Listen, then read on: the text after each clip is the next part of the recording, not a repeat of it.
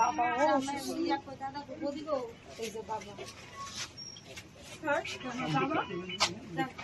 এই যে মা, আমি মেজো বোন, আর সামনে আছে বড় বোন, ছোট বোন আসতে দেখ। মানে কি করবো স্যার, সবাই ছোট, তিন বোনের ছোট, বয়স 30।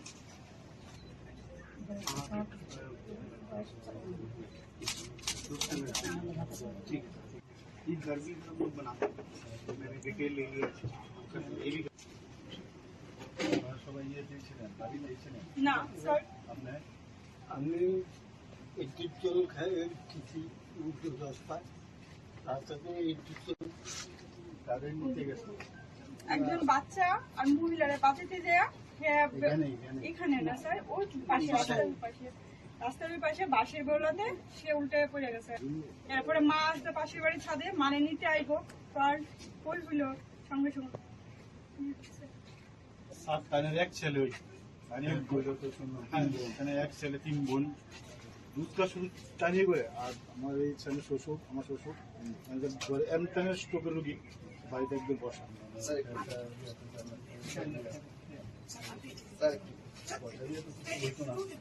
যতটুকু সরকারের তরফ থেকে সাহায্য করে আমরা করবো, বাকি দুজনেরই আমি অত্যন্ত দুঃখের বিষয় যে বন্যাতে যে প্রাণ গেল। অন্য জায়গায় তো ঠিক আছে, এখানে যা শুনলাম চিরঞ্জিত, তার বয়স মাত্র 32-31 বছর, একটা প্রাইভেট গাড়িতে সে ড্রাইভার হিসাবে কাজ করত। 23 তারিখেই মানে অন্যদেরকে বাঁচাতে গিয়ে নিজের প্রাণ বলিদান। কিন্তু দুঃখের এবং পরিতাপে মানে যেভাবে সাহসের সাথে মানুষকে মানে রেস্কিউ করছিল, মানে যতটুকু ঈশ্বরের কাছে প্রার্থনা করব যে যেখানেই থাকুক যেন সুখে শান্তিতে থাকে, ভালো থাকে।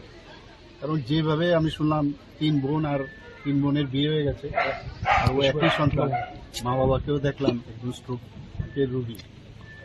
তো আমি ডিএম সাহেবকে বললাম যে ওদের বাড়ির যে বিষয়টা বললাম, বাড়িটা যাতে ঠিক করে দেওয়া যায়, এবং সেটা উনি করবেন বলেছেন। আর দুজনকেই ভাতার, যে কারণ একমাত্র উনি উপার্জনশীল ছিল, তো আমি বললাম যে দুজনকেই যে বিভিন্ন ভাতা আমাদের আছে সেই ভাতা অন্তর্ভুক্ত করা হয়। পয়সা দিয়ে তো কিছু হবে না, 4 লাখ টাকার আমরা যে ডিজাস্টার ম্যানেজমেন্টের যে আমাদের পদ্ধতি আছে সেই অনুযায়ী ওনাকে আমরা সাহায্য করলাম। ওকে তো আর ফেরত পাবো না, আমাদের তরফ থেকে যাতে ওরা খেয়ে বেঁচে থাকতে পারে সেই ব্যবস্থাটা আমি ডিএম সাহেবকে বললাম। উনি